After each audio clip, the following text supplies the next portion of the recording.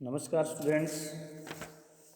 पिछले वीडियो में हमने बाल्कन युद्ध, प्रथम बाल्कन युद्ध के कारण और लंदन की संधि का अध्ययन किया था।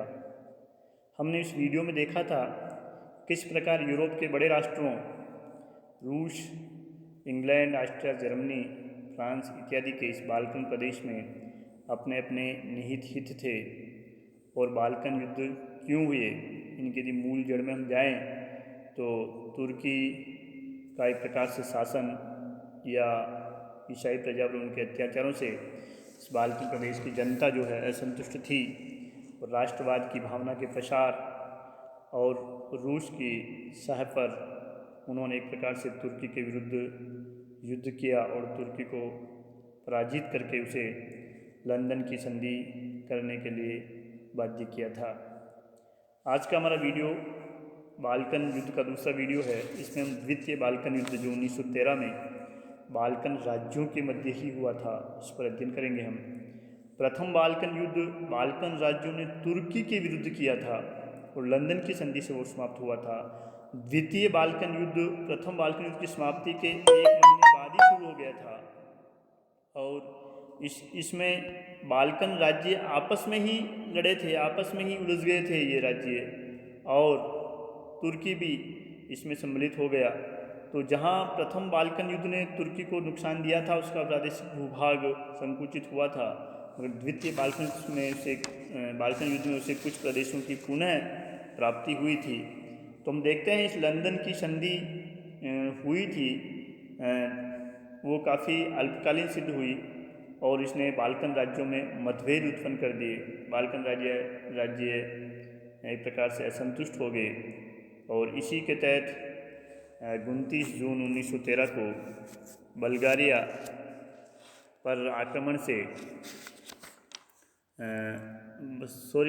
द्वारा सर्बिया पर आक्रमण से इस युद्ध की शुरुआत हुई। तो हम देखते हैं द्वितीय बाल्कन युद्ध के कारण क्या थे। पहला कारण इसमें यह है कि सर्बिया को उम्मीद थी कि वह प्रथम बाल्कन युद्ध में लंदन की संधि द्वारा समुद्री तट प्राप्त कर लेगा। सर्बिया एक स्थलरुद्ध राज्य था और वो भूमध्य सागर तट तक मार्ग प्राप्त करना चाहता था और सागर तक पहुंचने की उसकी बड़ी अभिलाषा थी। उसने बल्गारिया से 1912 से पूर्व किए गए समझौतों में संशोधन की मांग की थी, मगर बल्गारिया ने इस मुद्दे पर किसी प्रकार की बातचीत करने से इनकार कर दिया था। तो एक प्रकार से सर्बिया असंतुष्ट हो गया और 29 जून 1913 को बल्गारिया ने सर्बिया पर आक्रमण करके इस युद्ध की शुरुआत कर दी। दूसरा बिंदु इसमें माना जाता है कि प्रथम बाल्कन युद्ध में बल्गारिया ने तुर्की को परास्त करने में महत्वपूर्ण भूमिका का निर्वहन किया था और इससे उसमें अहंकार उत्पन्न हो गया था। वह यह मान रहा था कि बाल्कन राज्यों में वह सबसे अधिक शक्तिशाली है और जब चाहे वह किसी भी बाल्कन राज्य को परास्त कर सकता है। यह वास्तव में सत्य भी था कि बल्गारिया ने ही तुर्की को परास्त करने में महत्वपूर्ण भूमिका निभाई थी, मगर उसे फिर भी बाल्कन राज्यों के साथ अच्छा व्यवहार करना चाहिए था। उसके इस अहंकार के कारण ही सर्बिया असंतुष्ट हो गया था और सर्बिया का साथ बाद में यूनान ने भी दिया और बल्गारिया को हार का सामना करना पड़ा। तीसरा कारण वो था ऑस्ट्रिया द्वारा सर्बिया का विरोध। सर्बिया जो भूमध्य सागर तक अपनी पहुंच बनाना चाहता था, उस मार्ग पर ऑस्ट्रिया ने लंदन की संधि द्वारा अल्बानिया राज्य की स्थापना करवा दी, जिससे सर्बिया की पहुंच सागर तट तक नहीं हो सके।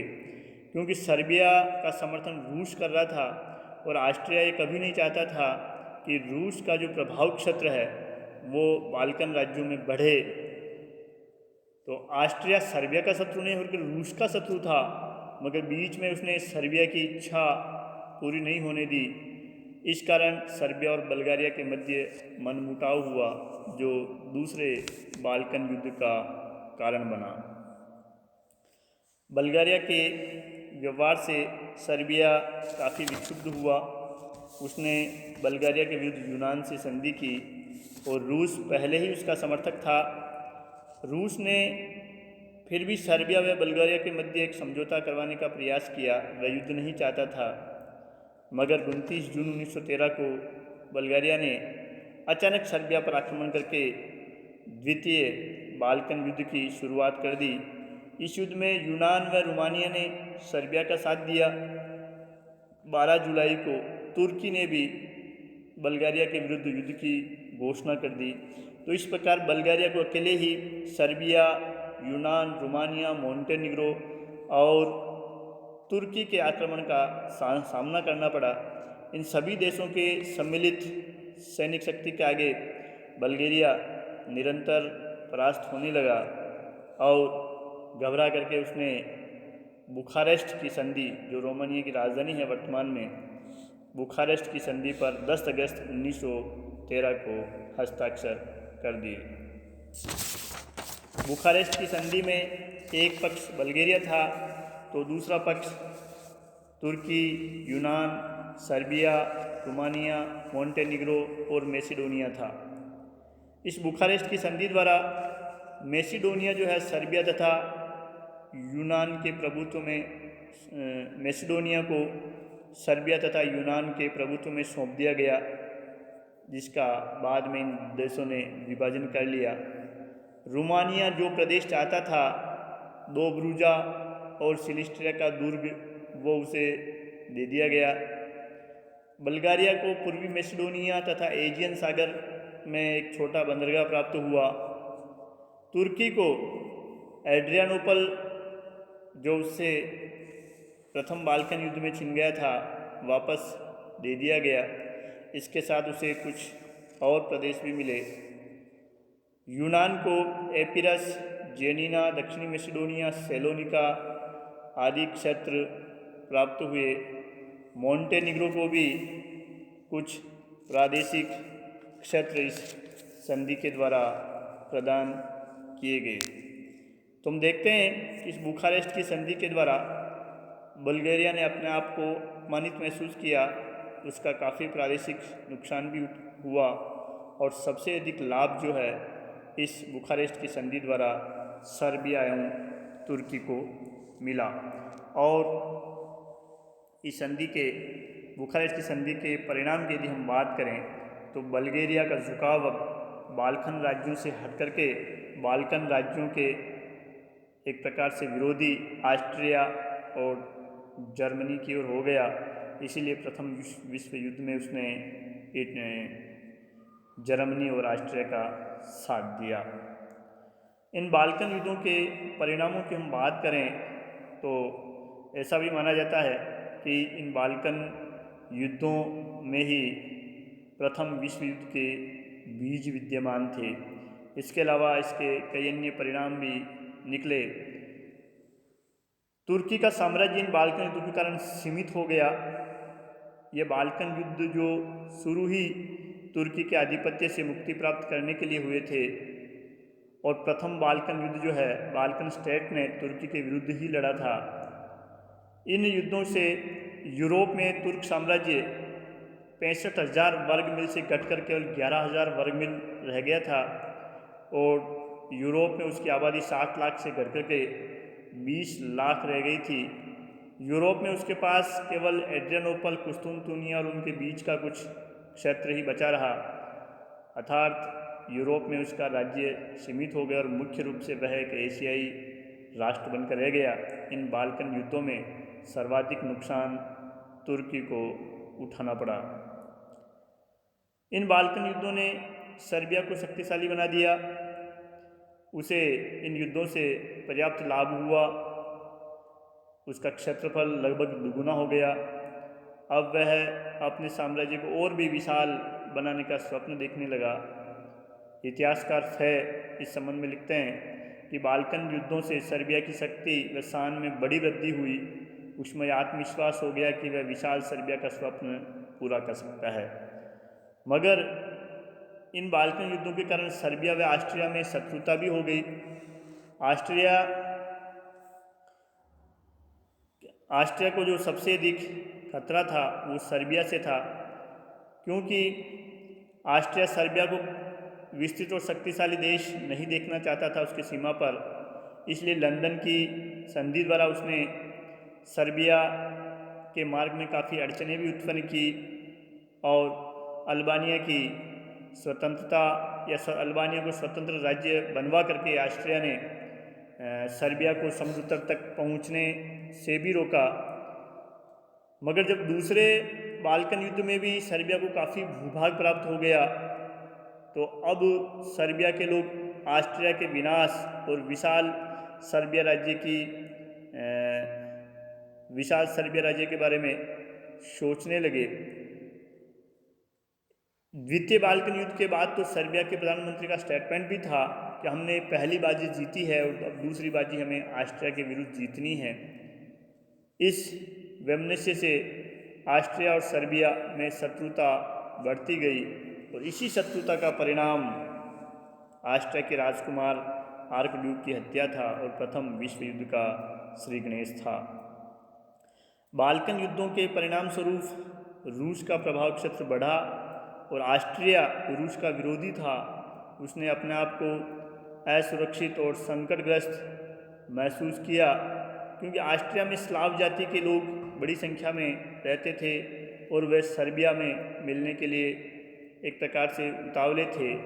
इस कारण ऑस्ट्रिया को भय हो गया कि सर्बिया उसके स्लाव क्षेत्रों में विद्रोह करवा सकता है।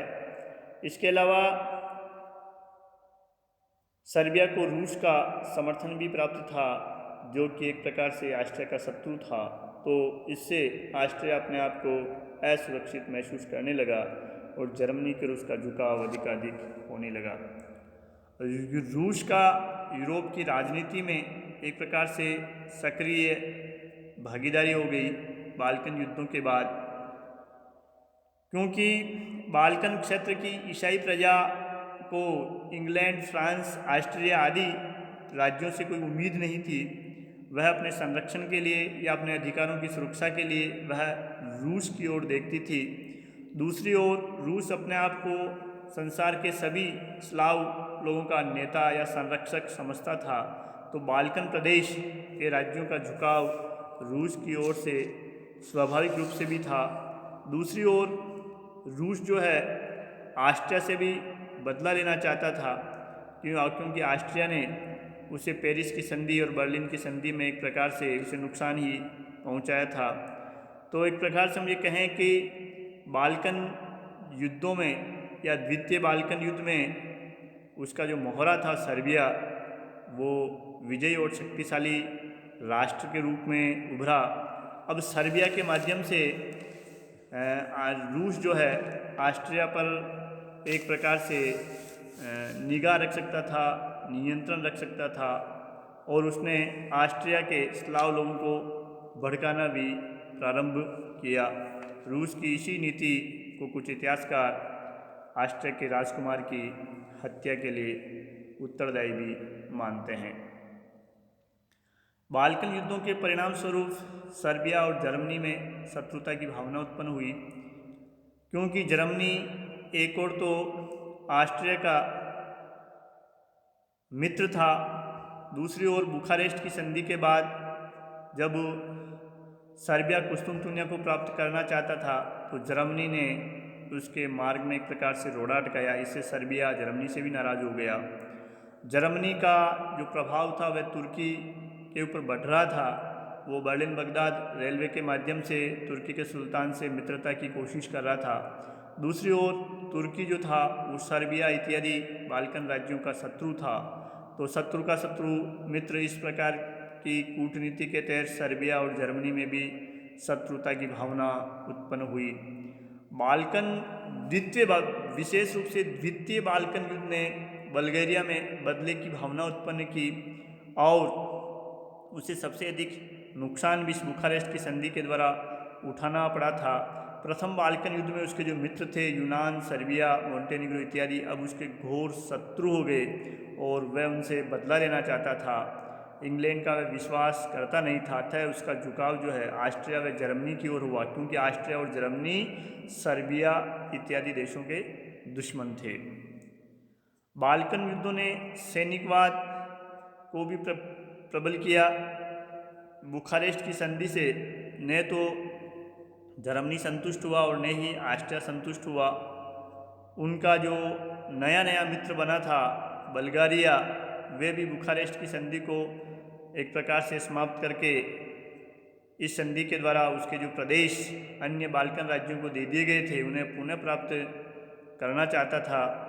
और इसके लिए उसने इटली से सैनिक सहायता भी मांगी थी, मगर इटली ने ऐसा करने से इनकार कर दिया, जिससे कुछ समय के लिए तो युद्ध रुक गया था। मगर रूस इस चीज़ को जानता था कि सर्बिया व ऑस्ट्रिया के बीच तो युद्ध निश्चित रूप से होगा। दोनों ही पड़ोसी थे और ऑस्ट्रिया के जो स्लाव थे वो सर्बिया में मिलना चाहते थे और रूस सर्बिया को समर्थन दे रहा था। तो एक प्रकार से सभी बाल्कन स्टेट और यूरोप के जो सभी राज्य थे अपने शस्त्रों में और सैनिकों में वृद्धि कर रहे थे। आशंका और अविश्वास का वातावरण इतना अधिक था कि सबको ऐसा लगता था कि पता नहीं कब युद्ध हो जाए। तो युद्ध तो बाल्कन संकट के नहीं होने पर भी होता, और इस बाल्कन संकट ने हम ये कहें प्रथम विश्व युद्ध को नज़दीक ला दिया। बाल्कन युद्धों को इस प्रथम विश्व युद्ध के लिए उत्तरदायी भी माना जाता है। इतिहासकार हेजन तो लिखते हैं कि 1912 व 1913 के बाल्कन युद्ध 1914 के यूरोपीय युद्ध के उपक्रम अथवा उसकी प्रस्तावना थे।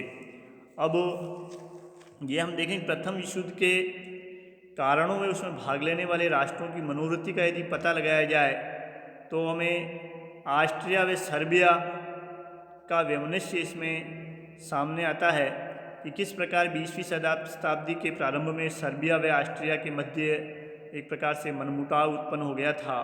और इसका कारण ये भी था कि 1908 में ऑस्ट्रिया ने बोस्निया व हर्जेगोविना जो 1878 में बर्लिन की संधि के द्वारा जिसका प्रशासकीय अधिकार ऑस्ट्रिया को सौंपा गया था, ऑस्ट्रिया ने 1908 में उन पर अपना अधिकार कर लिया था और इन क्षेत्रों में स्लाव जाति के लोग अधिक संख्या में थे। और सर्बिया ने ऑस्ट्रिया द्वारा बोस्निया व हर्जेगोविना को अपने साम्राज्य में मिलाया जाना स्वीकार नहीं किया, क्योंकि खुद सर्बिया इन दोनों प्रदेशों को अपने राज्य में मिलाना चाहता था। तो उधर ऑस्ट्रिया को ये शंका उत्पन्न हो गई कि सर्बिया बोस्निया और हर्जेगोविना में कभी भी विद्रोह करवा सकता है।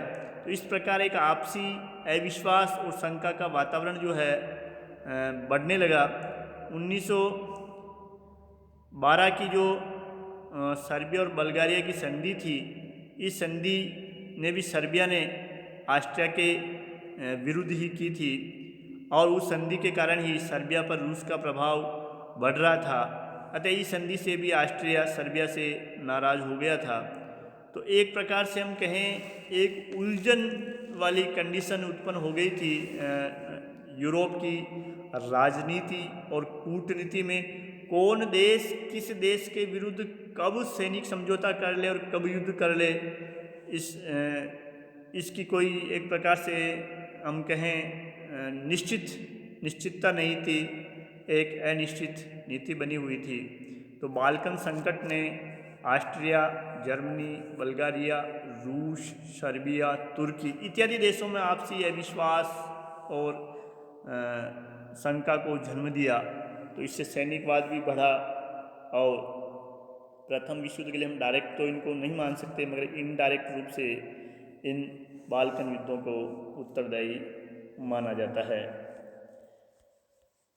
जय हिंद।